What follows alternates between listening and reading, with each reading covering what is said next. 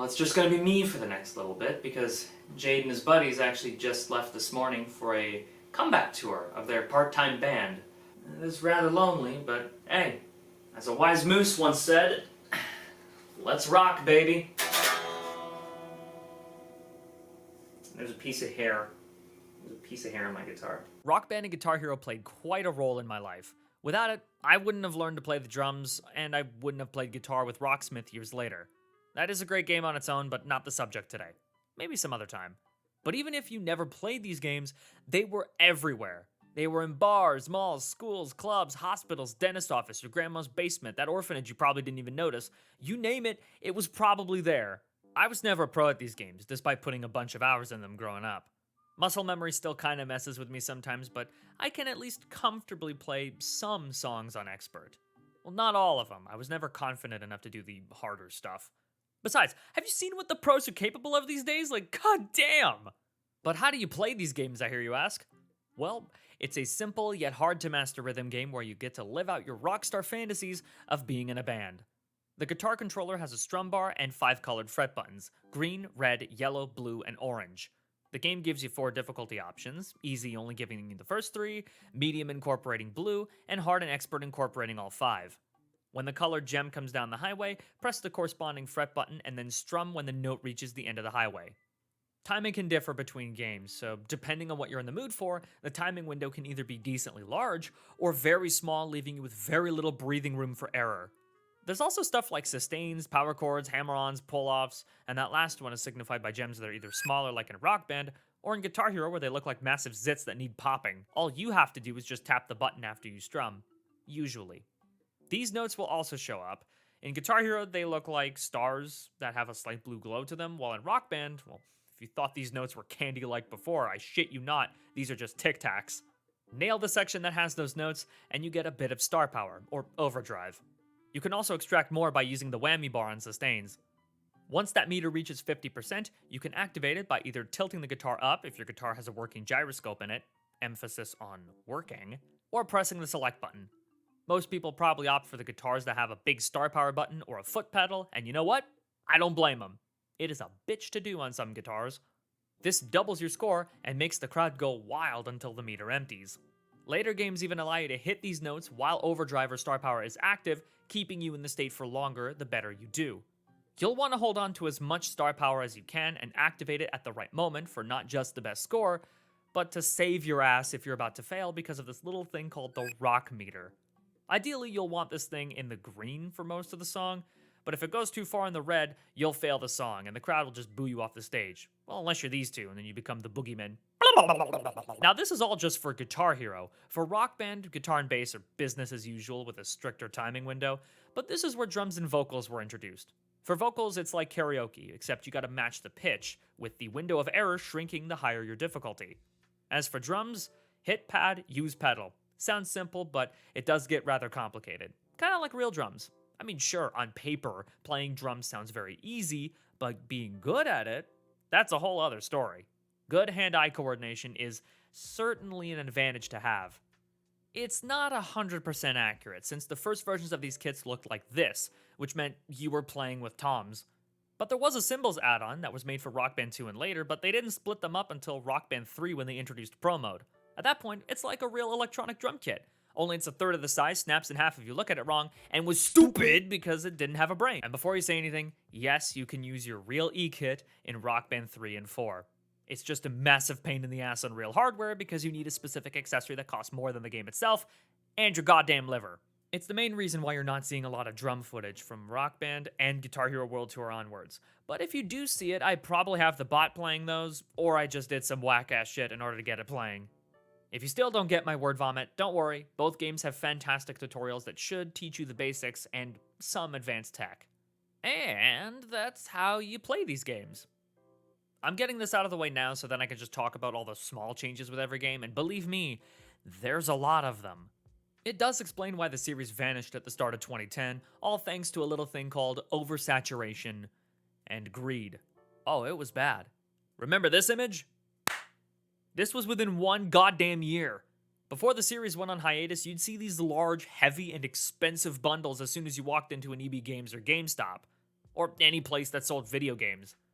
True story, I remember getting the PS2 version of Guitar Hero World Tour, the one that came with the game, guitar, and wireless dongle, and I remember that bitch taking up so much space on that wall it was hanging off of. Don't even get me started on the full band kits, because those were the real space hogs, as they were sometimes just smack dab in the middle of the goddamn floor and requiring a pickup truck just to bring them home. So imagine all that, but with multiple games and bundles occupying the same space, sometimes releasing so eerily close to one another you'd think they're soulmates or some twisted twin flame. Just wait, live service games, you're next on the chopping block. It tried to make a comeback in 2015, but too bad it was more of a wet fart than a standing ovation. However, thanks to Harmonix keeping Rock Band 4 alive for about 8 years after it came out, the community of gamers who put it on life support, and Fortnite, yes, I know what I said, it really came back with a vengeance. In fact, these right here, they were the main reasons for this video's existence. Clone Hero and Yarg, yet another rhythm game, both allow you to play guitar, drums, and bass, but Yarg is the only one that actually has a vocal engine and pro keys. And you can put in whatever song you want.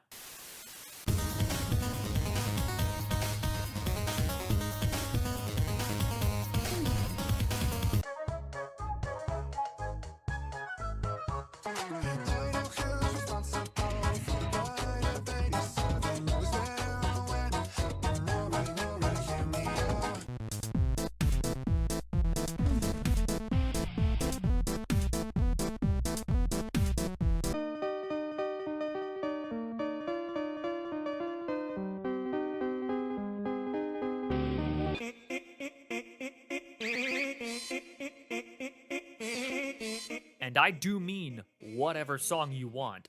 Both of them are quite customizable, to such a degree that it puts the official games to shame. Hell, Yarg is just dead-ass open source. I'll link to the GitHub in the description. As for those deluxe titles, well, these are mods that run on emulators and modded console. They not only add some quality of life features, but also fix bugs within the games themselves. I'm more privy to Rock Band 3 Deluxe myself. For World Tour Definitive Edition, dude, this was stupidly fun. It's a mod for the PC version of World Tour that makes the game more playable on modern hardware, fixes a ton of bugs, crashes less often because it was based off that terrible PC port, and even adds in mod support. Most of my footage is going to come from this mod, by the way. Mostly because the vanilla PC version refuses to work after the title screen, and this is on Windows 10, mind you. It is still a fantastic mod. Again, links below in the description.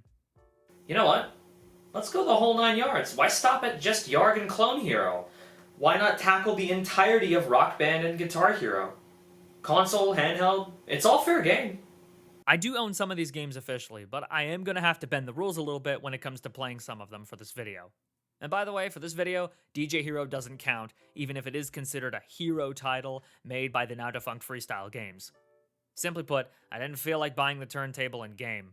And I heard through the grapevine that the guitar engine in that game was absolute ass cheeks.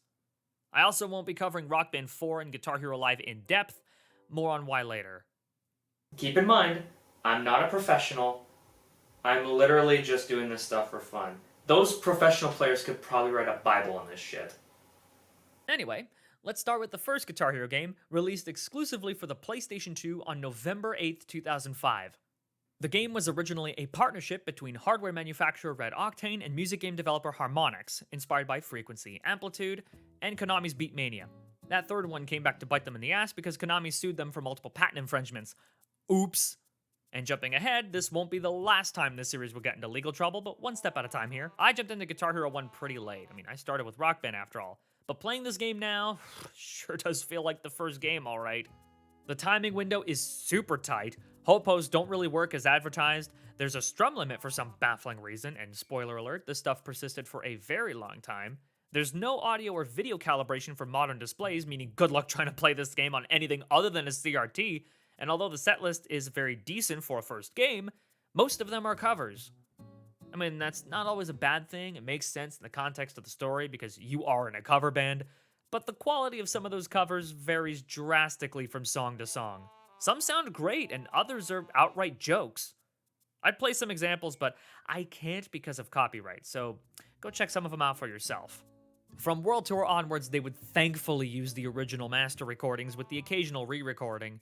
However, it kind of depended on whether or not they wanted these masters in this unproven game, or they just didn't have them. I mean, I wouldn't be surprised if it was that second option, to be honest. It didn't matter because they had a hit, so naturally, they made a sequel. And GH2 took everything from the first game and improved upon it, while also fixing issues from the first game and bringing in more heavy-hitting songs. It was also the very first game to arrive on a Microsoft console after a little bit of a weird thing that happened with Mad Catz. It's a weird story. It also introduced multiplayer modes.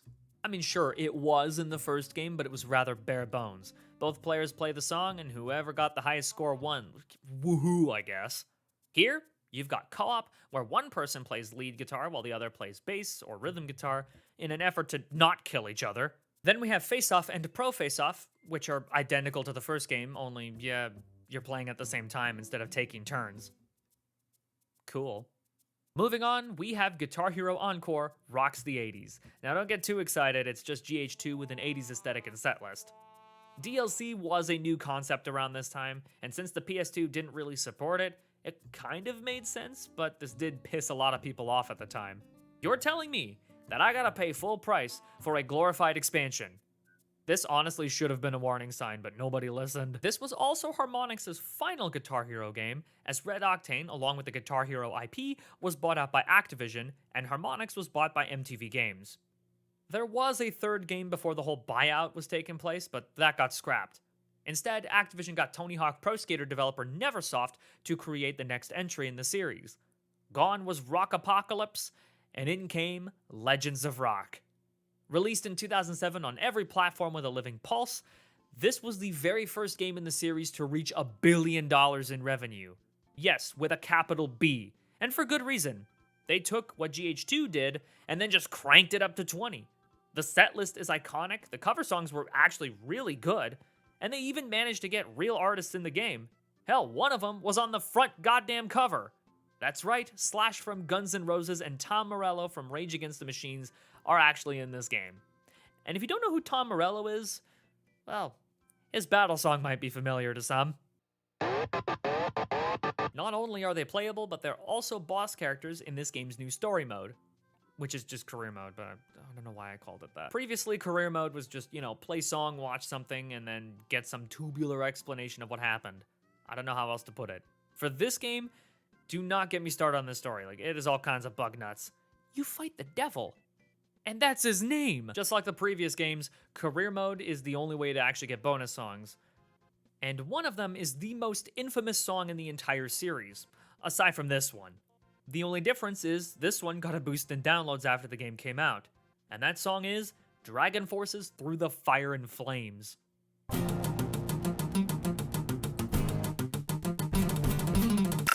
Yep, that's me. I'm not coordinated enough for this shit. Battle mode was introduced, allowing you to use power-ups so you can mess with your opponent by, doubling their notes, increasing the difficulty, messing with their amps, turning their notes into mines, or breaking random strings and needing to fix them quickly, or whammying like hell. It can get pretty chaotic. Oh, wait a minute, this was also the first game to have online multiplayer. Sorry, PS2 players. It is a bit tough to get working these days since Nintendo Wi-Fi service is pretty much done, and I'm not sure about XBL or PSN right now. Never played these games online, it was strictly a local-only shtick for me. In fact, I never had a PS3 or Xbox 360 when the games were all the rage. No, I had the PS2, and better yet, a chip-modded PS2, so I didn't have to buy those expensive bundles all the time. All I needed was a game and a compatible guitar. Yeah, not all guitars played nicely with other games, I kinda had to learn that the hard way. Soul-crushing, I know. Thankfully, Guitar Hero guitars work just fine in Rock Band, so a full band was possible, but expensive but possible, and some Rock Band guitars do work on Guitar Hero. It's a matter of knowing which ones work with which game. Oh shit, yeah, that's right, I forgot to talk about Rock Band. Alright, so a year later, Harmonix, with the help of MTV Games and EA, went ahead and expanded the Guitar Hero concept to include the whole band. Unlike Guitar Hero, Rock Band Under the Hood was almost identical, aside from drums and vocals, as well as these big rock endings. Play whatever notes you want, but make sure you hit that final note or notes just to keep your bonus score. Other than that, yeah, the only real shakeup was with Rock Band 3, and that came out in 2010. The way DLC also functioned was really different compared to the competition. Guitar Hero 3 experimented with it, but Rock Band embraced it, and had a very pro-consumer system. How? You could buy a pack of songs for a single price, or you could buy songs on their own for 99 cents per song. But for a small fee, you could export your songs on disc and DLC into the next game. So if you followed the series until Rock Band 4 Rivals, you had a fuck ton of songs. Don't even get me started on Rock Band Network. That literally quadrupled the amount of songs you had right there. V2, V3, doesn't matter. You'll be swimming in songs either way.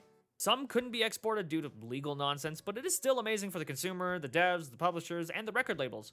Everybody's getting paid, and everyone's happy. Again, I grew up with the PS2, so I had to make do with pre-rendered stage performances, compressed audio, no DLC, and physical track packs. Yep, there were a lot of them. And guess what? These packs also got physical releases on HD consoles, when DLC was already a thing. Oh my god. There was Track Pack Volume 1, Volume 2, Classic Rock, Country, Metal, and the one that I remember the most, AC/DC Live. Fun fact, this is how I was introduced to them. Back in Black, Highway to Hell, For Those About to Rock, A Whole Lot of Rosie, Hell's Bells. This was some good shit right there. All this came from their live performances from about 1991, I want to say. And given how these games worked, they needed separate stems for every instrument. So how the hell did they make it sound so good with so much background noise? Don't ask me how I got a hold of these. Personally, I recommend exporting them to later games, because as I learned the hard way with Metal Track Pack, Career Mode was identical to the PS2 and Wii version of Rock Band 1. Basically, neutered. Another impressive release was the Beatles Rock Band. All the songs included got the stereo remaster treatment, and they came out the same day as the game. It even had some stuff that fans would surely get a kick out of. Are you a fan of Green Day? Well, here's Green Day Rock Band. And hell, I like me a good old Green Day. It has the entirety of American Idiot, Dookie, and 21st Century Breakdown. And yes, the Green Day songs that were already in Rock Band previously could be exported to this one. Just figured I'd mention that one. Don't forget about Lego Rock Band, where everything looks like Lego and is more well known for its family-friendly selection of songs like the Jackson 5's I Want You Back, Counting Crows' Accidentally in Love, Ray Parker Jr.'s Ghostbusters, Rascal Flatts' Life is a Highway, Bryan Adams' Summer of '69, and Boys Like Girls Thunder. What the hell are these two doing here? Lego Rock Band's only addition here is Rock Power Challenge, which is basically just a form of get good and watch something funny happen. Like destroying a building by playing Tick Tick Boom by the Hives because TNT wasn't good enough, stopping an octopus from squad wiping your entire crew with some 41s in too deep, playing Pink's So What to stop an orc army, I know what I said, and playing the Automatics Monster to escape a goddamn T-Rex Jurassic Park style.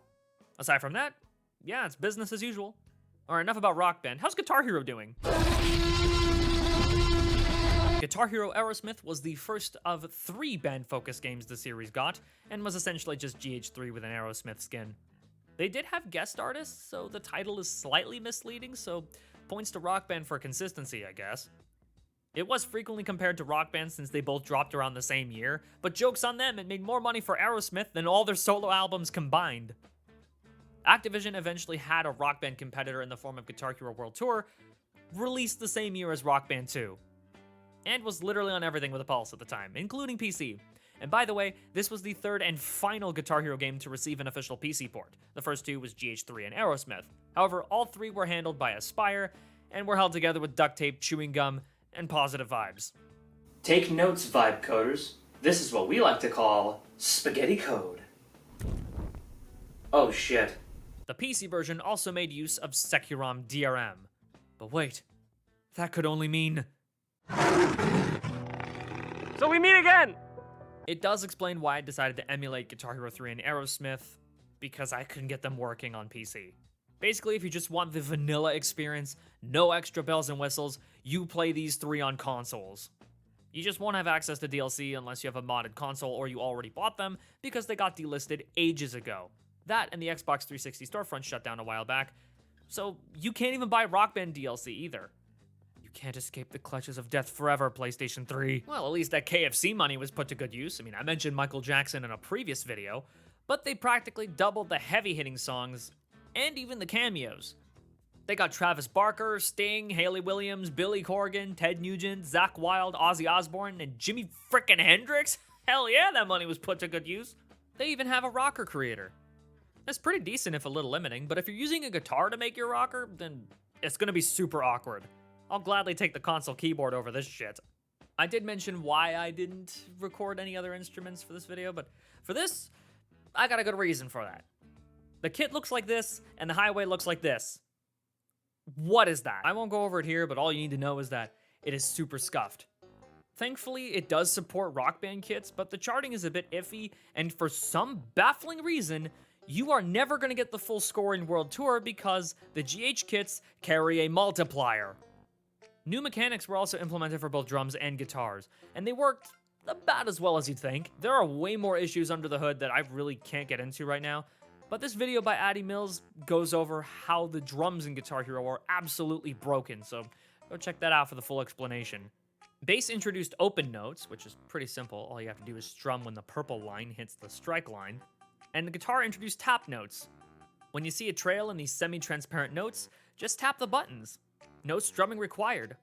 Hell, the guitar that came with the game had a slide bar, but I remember it not working very well, so yeah, I didn't use it. Sure, it worked, but that was just the bare minimum. Hell, tap notes themselves were also quite janky, probably thanks to the 60 FPS cap. But I do remember those World Tour guitars being pretty good. In fact, the rest of Guitar Hero's existence from World Tour onwards can be summarized in one word: scuffed. Also, I kind of forgot to mention this little tidbit, but all the Guitar Hero games from 3 to Warriors of Rock use the same ones from Tony Hawk Pro Skater. So am I crazy for thinking that this game's gonna fall apart at the slightest touch? Guitar Hero Metallica, Smash Hits, and Van Halen are prime examples of scuffed. They all suffer from some form of scuff charting, to the point where the bot can struggle. How the hell does that happen? Good question! And Smash Hits is prone to slow down on HD consoles. That's bad. Can I go home now? Playing these games casually, you're probably gonna be fine. You might not even notice this stuff, but if you're hell-bent on full comboing these games as intended, well, to quote Sans, you're gonna have a bad time. Actually, hold on. I'm getting a call from an actual pro player. Let's hear what they gotta say. The worst part was the emulation issues that I had with the PS2 version of Smash Hits. It does stutter, but this was textbook example on why you shouldn't take acid. To be fair, I shouldn't have used the invisible rocker cheat while recording footage, because it would have probably confused you all. But it was funny, okay? With or without the cheat, it still didn't fix the problem. I had to move over to the PS3 version via RPCS3, but it kept crashing on me the moment it loaded a 3D model. I did get it to work after a little bit, but it still stuttered like crazy, but I put up with it for the footage. I mean, I played all sorts of games on a really shitty PC at one point, so nothing can really hurt me anymore. Then there's Guitar Hero 5 and Band Hero. Both have family-friendly selection of songs, with GH5 having the better selection due to Band Hero's confusing and boring charting, not to mention scuffed censoring that actually makes some lyrics sound way worse out of context. Looking at you, Don McLean's American Pie and Parachutes back again. But nothing beats the selection Lego Rock Band had. And playing Guitar Hero 5 on PS2 made me want to pull my teeth out. I should have opted for the HD version, but this was how I played them back in the day. Not on an emulator, because at least composite mode didn't break all the text and menus. Jesus Christ, where am I going? The kicker? The PS2 version of Metallica, Van Halen, and Band Hero worked just fine. Sure, they looked ugly as sin, and Van Halen was rendered in some widescreen VHS on a 4x3 display, but it still worked. Oh, and I got Albert Wesker to somehow join a band playing Stacy's mom. That one was pretty funny. Stacy's mom has got it going on. Eagle-eyed viewers might also go, wait a minute, am I seeing double? Well, yes. Some developers and publishers were competing for the same song, making licensing them more expensive, and profits becoming harder and harder to achieve. For example, Vampire Weekend's A-Punk, Blur's Song 2, Devo's Whip It, Carl Douglas's Kung Fu Fighting, and Pink's So What all appeared in both games at some point, whether DLC or base game. Hot for Teacher was the worst offender here, and I think you can see why. Not to mention, in some cases, the charting is nearly identical aside from maybe like 1 or 2 standout moments. If this sounds confusing, that's because, well, it is. The worst part? Guitar Hero didn't have a DLC export feature like Rock Band had, so most of your songs were kinda stuck. Warriors of Rock allowed exports from World Tour, 5, and Band Hero, but the damage was done. At this point, so many developers were handling the IP, I wouldn't be surprised if they were support studios for something like Call of Duty. Neversoft, Budcat Creations, Vicarious Visions, Beanox, Freestyle Games, and even that one that went belly up after Van Halen came out. This all ended with Guitar Hero's swan song, Warriors of Rock, released in 2010 for the PS3, Xbox 360, and the Nintendo Wii. They went ham on this game. Beloved songs, both modern and classic, and a genuine story mode that is way more insane than Guitar Hero 3. I mean, you're saving a rock god by powering them up and recruiting them. The Wii version even has DS connectivity, allowing up to 8 players on a single setup. Take that, Smash Brothers! Guitar Hero got you beat by like 4 years. I opted to emulate the PS3 version of the game, and after fixing some emulation snafus, I can see why a lot of people love this game. The setlist is great, the engine isn't too janky, and the game looks great. I mean, I did confuse the game a bit in story mode because the game didn't expect me to play Bohemian Rhapsody as the first song in Judy's portion, but I still had a good time with it. To the point where I had to stop myself from recording too much footage because I just wanted to keep playing. Hell, I even had a moment where after Johnny Napalm transformed, I almost said out loud, "Holy shit, it's Spider-Man." As for Rock Band 3, it's the same as it ever was, but they added keys, meaning the setlist, whether DLC or on disc, doesn't just comprise of more classic and modern hits, but also songs that no one would have ever expected to be in the game. Get Up, Stand Up, I Need to Know, Everybody Wants to Rule the World, Need You Tonight, anything from Elton John's catalog, you name it. Pro Drums even makes you feel like you're actually drumming, and Pro Guitar and Bass literally just feel like Rocksmith, but with buttons instead of strings. I never tried this, but from what I've seen, holy cow, it is rather complicated. Numbered frets, colored strings, and even plucking and strumming the plastic untuned strings. Sure, this might look a bit sad because you could be playing the real deal, doubly so if you got one of those that have the sensors in the frets instead of the strings, but it's still rather impressive nevertheless. I gotta give credit where credit's due, you know? Also, is it just me, or is it hard to actually see the numbers passing by in the footage I have? No, just me? At this point, given how many games were coming out, consumers were essentially fed up. Not to mention the amount of legal trouble the series got itself into during its heyday. Axl from Guns N' Roses tried to sue Activision for putting Slash in GH3 when they said, "Don't put him in the game if our song's gonna be in it," but it was later dropped because Slash had no problems with being in the game, and the lawsuit was submitted 3 years after the game came out, so the judge thought Axl was full of shit. Gibson Guitar Corporation, you know, the guitar likeness used from GH1 to Aerosmith, sued Activision for potential patent infringement. Here it is, by the way. They even sued 6 retailers for selling the guitar, and even roped Harmonix, MTV, and EA, with Harmonix spokesperson stating Gibson's claims were completely without merit. Activision then got sued again by the Patent Compliance Group for releasing products with false patent and patent-pending claims, but the PCG then withdrew from the case. The California band No Doubt sued because they only agreed to have their digital selves play 3 of their songs, but Activision claimed the devs went a bit too far when these avatars were performing songs they never recorded, and then settled out of court before the trial even happened. But the creme de la creme of all this was Courtney Love threatening to sue for breach of contract because of the late Kurt Cobain's appearance in both GH5 and Band Hero. She said Kurt would have loved to be a part of the game, but didn't sign off on the final look, and blamed greedy lawyers and Dave Grohl, but even he didn't like how Kurt was portrayed in those games. What the hell, Courtney? That was friendly fire. It's the main reason why Warriors of Rock never got celebrity cameos. After all that, both games were then put on ice for a few years until Rock Band 4 and Guitar Hero Live came out in 2015. Rock Band 4, spoiler alert, was business as usual. Well, at least the instruments you already bought worked right out of the gate. And don't forget the DLC thing I mentioned earlier, giving you the largest set list in series history. Until contracts started expiring, and that's exactly what happened with the Beatles exports. Damn it! For many players, this was all they wanted, but for others, it was missing way too much. No keys, no pro guitars, it was back to 4 players and the addition of freestyle solos that make my ears bleed and that also cause a sane person to ask, what the hell are you doing? At least you could still play pro drums though, so that's something. Though I think the strangest thing that wasn't included at launch was practice mode. Like, what the hell? That's been the standard since the beginning.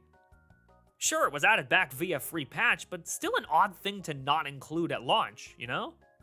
I don't know if most of these issues were fixed with Rock Band 4 Rivals, but I still never played it because not only did these kits have an MSRP of over $120 in 2015, but I also never got an Xbox One or PlayStation 4 in their prime. But if I had one of them, you know, I probably would have bought this in a heartbeat.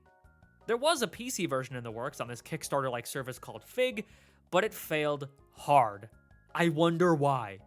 The game would still be supported with DLC up until January 2024, and over that 8-year lifespan, they released a lot of songs, nearly 3,000 of them to quote the official Harmonix blog. And now that Harmonix was acquired by Epic Games, it was only a matter of time before RB4 started winding down support. Well, then again, they shut down Fuser during all this. Me? Bitter? What the hell are you talking about? As for Guitar Hero, they rebooted it with a new guitar controller. What is that monstrosity? Change it now.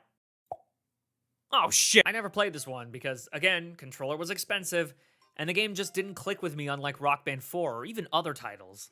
What made all this worse is the fact that Guitar Hero TV, the whole selling point of this game, went belly up 3 years after launch because the game didn't sell as well as Activision hoped. So you can't even play half the game unless you know about the fan servers keeping that portion alive. From the stuff I've seen, both on YouTube and in its prime, the first half is just full of FMVs that switch faster than a teen going through mood swings, and the other half was just a microtransaction nightmare from hell that would make Genshin Impact blush. That is not a compliment. At least Freestyle Games went on to make great stuff, right? Right? They were acquired by Ubisoft, becoming Ubisoft Lamington, and later go on to make Star Wars Outlaws and Assassin's Creed Shadows. How's Harmonix doing after that acquisition?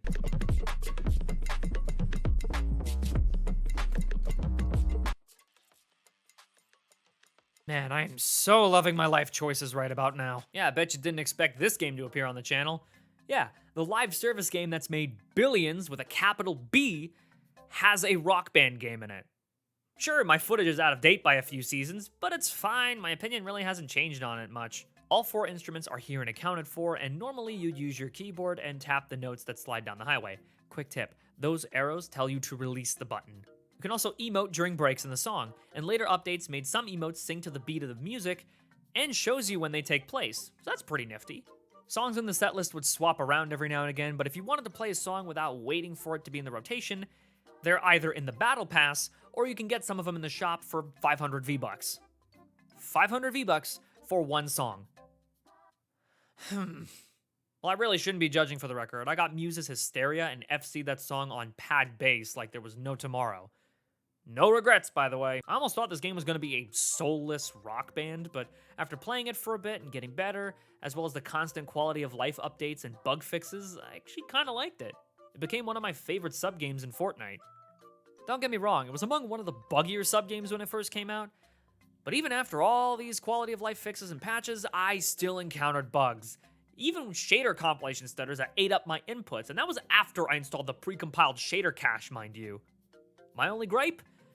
No practice mode. What's up with Harmonix and the allergy to practice mode? That's been a consistent critique with festivals. But here's Epic Games going, hey, we added battle mode during the Metallica season where depending on what instrument you chose, you've already sealed your fate. Consume! Yeah, the balance is straight up non-existent in that mode, and from what I heard, matchmaking is more dead than Team Sonic Racing. I never thought you could outkill a video game like that, but hey, they did it. Well, but then again, Concord outkilled both of them, so... They even added what the game calls Pro Mode, which basically just allows you to play lead and bass with a guitar controller, just like God intended. Hell, some charts were taken right from Rock Band if you paid close attention. There was only one problem with that. They stopped making instruments. Okay, let me rewind for context. This will come up later, trust me. After Harmonix went independent, they partnered with Mad Catz to co-publish Rock Band 4. Unfortunately, Mad Catz suffered an $11 million loss on the game, and at the end of March of 2017, they filed for Chapter 11 bankruptcy. That does explain why they didn't make a lot of instruments. Well, in comes PDP, not just for Rock Band rivals with the Fender Jaguar controller, but they also made the Riftmaster for Xbox and PlayStation. Not only does the Riftmaster work with Rock Band 4, but it also works with Fortnite Festival, and depending on what version you got, it could work on PC as well. Yeah, PC compatibility is a little confusing. It is a bit expensive, but if you just want to shred without a care in the world, I hear it's not a bad option. The same goes for this new Les Paul-styled multi-platform controller by this new company in town consisting of former Red Octane employees, Cracked.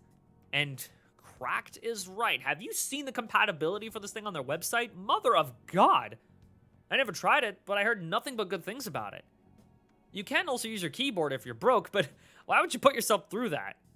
That's why I personally recommend getting a proper guitar controller. But which one to get, you might be asking? So many options, so little time to decide. Well, Asai, or Alec, and many others in this space, has a really good buyer's guide for guitar controllers, so go check them out if you want a good starting point. But if you have the know-how and the right equipment, you can either give a broken guitar a new lease on life, or make one yourself. It can be a simple one that gets the job done, or the craziest monstrosity you can cook up. The sky's the limit. Hell, some guy took apart the body of a Kramer controller and turned it into this guitar model called the ESP Alexi 600. I'm not gonna lie, that's actually a cool looking body. There's also interesting shapes like this, or even this.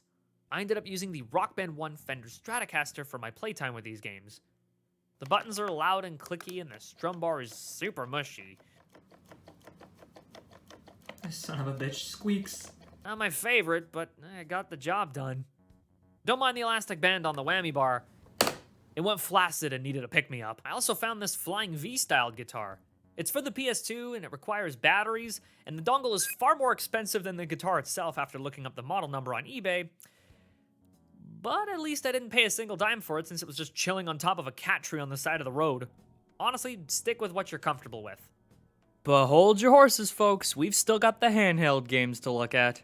And no, I'm not talking about the Java, iOS, and Android games. They aren't playable anymore. Hell, you can't even re-download them. Don't you love this all-digital future? Though I do have fond memories of playing them both on my old iPod Touch with the purple case. Yeah, I got a few more years till I'm 30, what of it? What I'm really talking about are the consoles most kids had in their pockets around the time. The PSP. Oh, and the Nintendo DS. Can't forget about that. Now, before we get into the DS versions of Guitar Hero, let's talk about Rock Band's portable escapades, starting with Rock Band Unplugged for the PlayStation Portable, released in June of 2009. Instead of playing with one band member that you choose, you have control of the whole band, and your multitasking skills better be on point. If not, you risk bringing the whole band down with you. This same logic also applies to Rock Band 3 on DS. LEGO Rock Band DS does simplify things a bit. You just don't have to worry about failing if you're not quick on the draw. Your only punishment is losing a band groove, and that's fine, you can just build it right back up. Just like the console games, the tutorials are your best friend. In terms of songs, with Unplugged it is quite interesting. Some were from the console games, and others only appeared here. It even got DLC that costed as much as the console game, 99 cents a pop. What the hell? Unfortunately, these songs can't be exported as far as I know, unlike Rock Band Blitz, which, yeah, it was the same thing, but it was on a console, and you have 2 notes instead of 4. Never played this, but I heard nothing but good things about this. As far as the other 2 DS titles go, yeah, they just took the setlist from the console games and just squeezed them onto a cart, compressing them to hell and back, and you better like what they chose because there's no DLC support. Some songs were also edited to be shorter, such as Europe's The Final Countdown within LEGO Rock Band, where you don't get to play the iconic solo, it just ends. It may be a bit of a struggle, but once you get the hang of it, it is rather satisfying. Especially when you finish a really difficult song in these 2 games. The easier songs kept kicking my ass here. I did have slightly more fun with Unplugged though. Sure, I didn't play much of it because I needed to get this video done, but it was still rather satisfying to get those easy songs done. Let's move on to Guitar Hero on DS. I've spent more time on these games than any other game on my DS. More accurately, On Tour Decades, and Band Hero. I'm kind of surprised they never developed Carpal Tunnel from all this, given how compact this needed to be, but one step at a time here. I remember finding the trailer for On Tour on YouTube back in the day. And because I was really into these games, I was like, Yes, inject the shit directly into my veins. Even if a Disney Channel star was promoting it. the game came on this guitar grip that attaches to the GBA slot. Which unfortunately means if you have anything newer than a DS Lite, you won't be able to play unless you're Band Hero, because launching the game without the grip allows you to play drums and vocals. Yeah, this goddamn DS game had a vocal engine. And it's from the console game. I remember that vocal engine not working exactly as intended, but yeah, more on that later.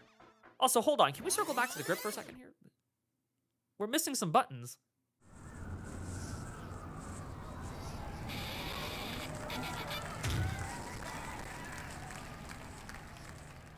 Yeah, Guitar Hero on DS is a 1-to-1 watered-down version of the console game, minus 1 button. You use the buttons on the grip, and you strum with the touchscreen. That's also how you use the whammy bar. To activate star power, you either scream into the microphone or press any button that isn't start. I presume this was mostly done to accommodate left and right-handed players. Is that a bus pulling up? No way!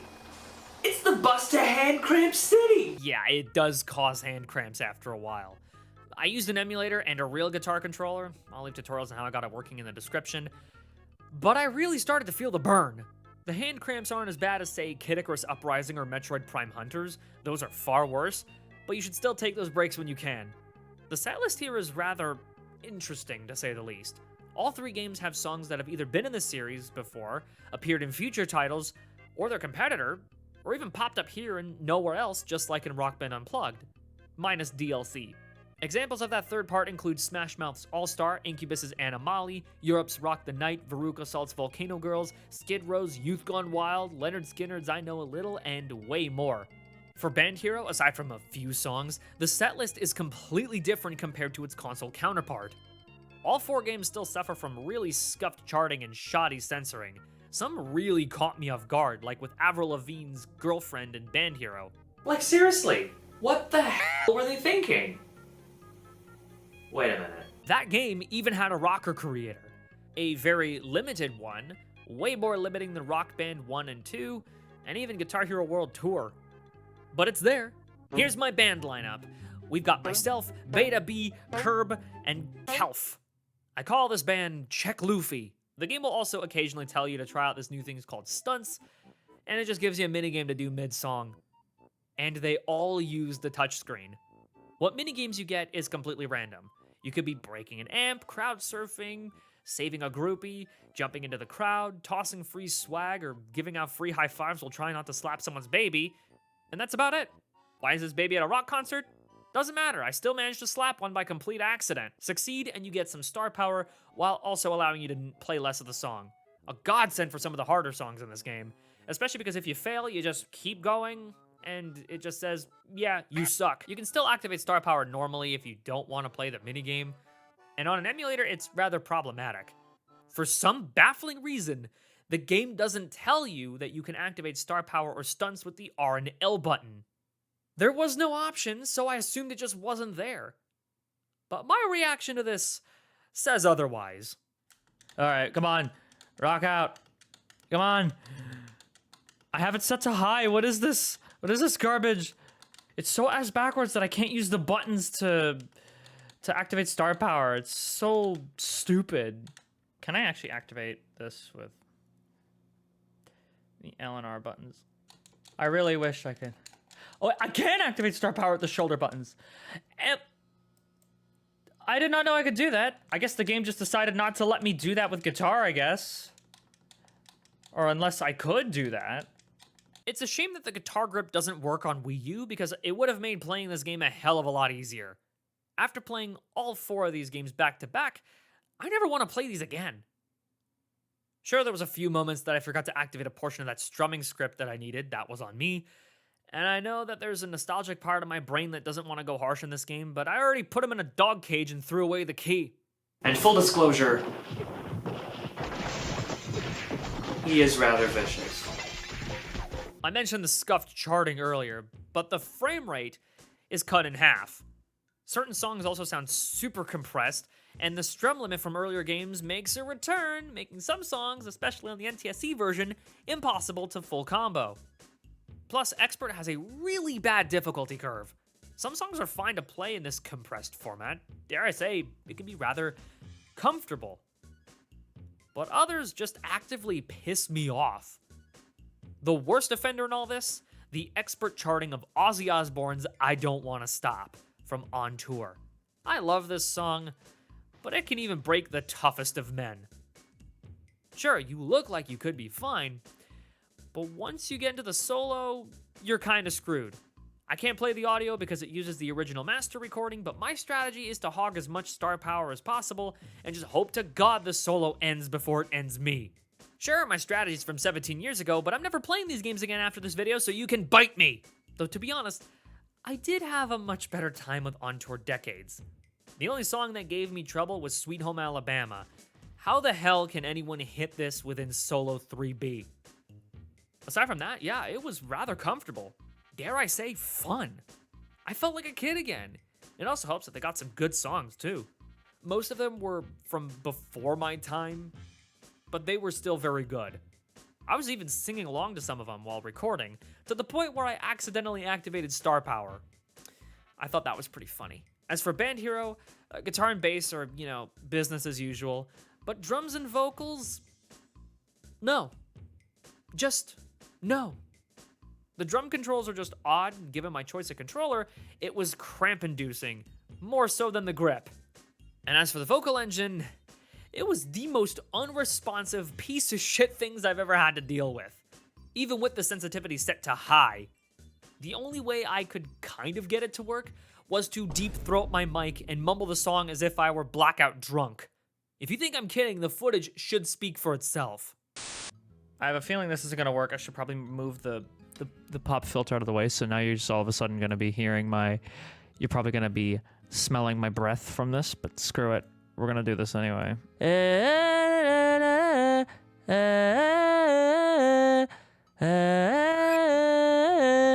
Okay, this is not working as well as I'd hoped. I just failed the song because the mic just decided not to do this.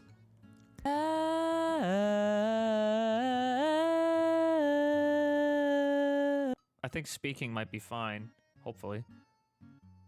Hungry like the wolf. Yeah, see, it kind of worked.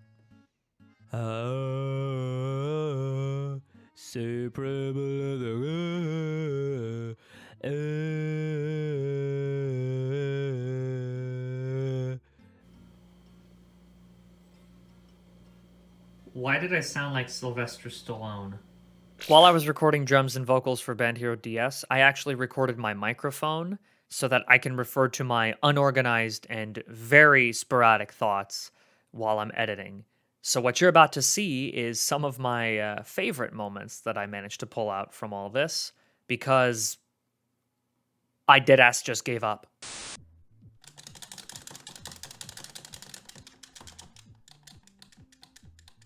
$73? Oh my god. I want to slap the baby. Why would you bring your baby to this concert?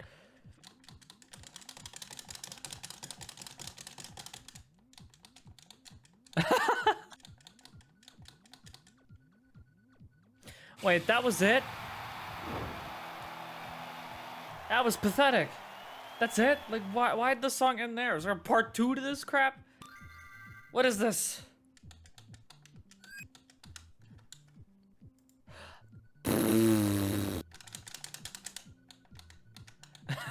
I can't believe that thing just saved my life. Get rid of this amp. We don't need it. It's cheap little shit. Running and running and running. It ran to Mexico. It just ran. It's gone. It just kept running. I don't care. I'm going to die, and I'm willing to accept that. I am freezing my nuts off in this ski resort, but screw it. I'll be moving around a lot, so who cares? What is this knockoff Foo Fighters? Alright. What is this? Oh god, I hate this. That was dog shit. Ow. I really do wish it was like Rock Band Unplugged. Save me. No, nope, never mind. Alright. I missed one!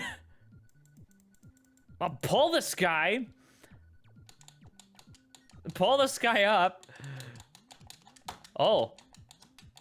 Oh my god. How did I do that one?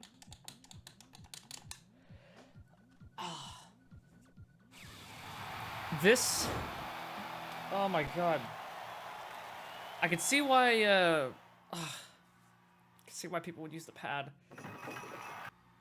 Why did I do this to myself? That was probably really bad timing, and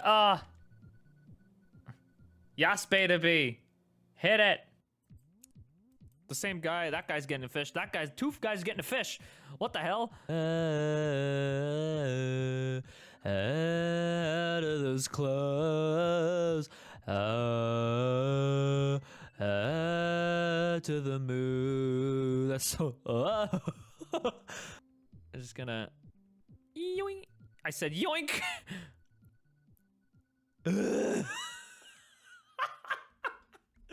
No. You know what? No. I don't want to do this anymore. I don't want to do vocals anymore. This was horse shit. This is like the biggest amount of horse shit you could think of. The only game I played for the first time here is On Tour Modern Hits. I never bought it in its prime because it was never available as just the game itself. It always came with the grip. But then again, Band Hero still came with one, so... It's just like the other DS games, except the setlist has modern hits. Newsflash, they aren't exactly modern anymore. Career mode also didn't give me the best first impression because I didn't get very thrilling songs to start. Coldplay's Violet Hill almost put me to sleep, and Wolfmother's Dimension is just boring. If it wasn't for Lenny Kravitz's Where Are They Runnin', I would have stopped probably. But if you want to fully complete this game, you gotta play these songs up to 4 times. Once for the opening act, and then you gotta play them an extra 3 times with a different challenge. There's a challenge on lead, then bass, then battle. Lather, rinse, repeat for the entire mode. I only played 2 stages before calling it quits, and I just played some songs in quick play. Even then, I only played the ones I recognized. Oh wait, yeah, I didn't even mention battle mode in the DS trilogy. It's almost identical to the console game, but it's the only aspect of the game that I feel works better on original hardware. Activating power-ups requires you to tap the icon on the touchscreen, and no, you can't use the buttons. I tried. On an emulator, it required me to miss a lot of notes just to activate one of these sons of bitches, unless you have a touchscreen of your own. Some power-ups are from the console game, and others are just brand new here, like stuff like camera flash, forcing you to autograph something, light speed settings, someone setting your guitar on fire, which required the mic to put it out, and even swapping your screens around. Even while playing Buddy Holly for footage, I still somehow managed to win, but then again, the CPU is kind of brain dead. All 3 games have this battle mode, and depending on what game you have, songs can be transferred between you and the second player via local wireless. That's cool. I never got to experience local wireless with these games, but given how you needed your own grip and copy to play, it probably turned folks away since they could just be playing the console game instead. Again, these games had a significant impact on my life, and revisiting some of them did bring back many fond memories. I played a total of 29 games for this video, and not once did I feel burnt out. Probably because 1, I love this series, and 2, some of the footage I recorded is ass old, but that's beside the point. There are so many videos out there that showcase the best way to play these games in the current year. But if you want an easy and painless way to play, Yarg and Clone Hero are the way to go. Even when I wasn't recording, I found myself playing these games way more than the official ones.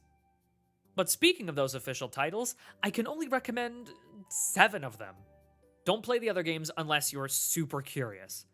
Besides, Guitar Hero 2 Deluxe has the ability to play GH1 and Rocks the 80s songs, World Tour Definitive Edition has most songs from prior and future titles almost fully ported over, and Rock Band has the export function, so if you've paid for these games or sailed the high seas, you could export every song into Rock Band 3 and play them that way. Hell, modders even backported songs from Rock Band 4 and Rivals into 3. Seriously, shout out to Milo Hacks and Never Hacks. Those guys and gals are goddamn wizards. And also what you didn't get to see were the many hoops that I had to jump through just to get these games running. I did mention a few of them, but the less you know, the better. If you're still willing to try it yourself, all I can say is, good luck. You're gonna need it. By the way, I actually forgot to mention some happy endings. Mad Catz rebuilt themselves in 2018, but they're under new management and probably want nothing to do with the series, and Red Octane is now back under Red Octane Games. You'll love to see it. And I'm also very glad to see that it's in good hands. Now, if you'll excuse me, I'm gonna go back to chilling. Take those breaks when you can, folks. You're definitely gonna need it.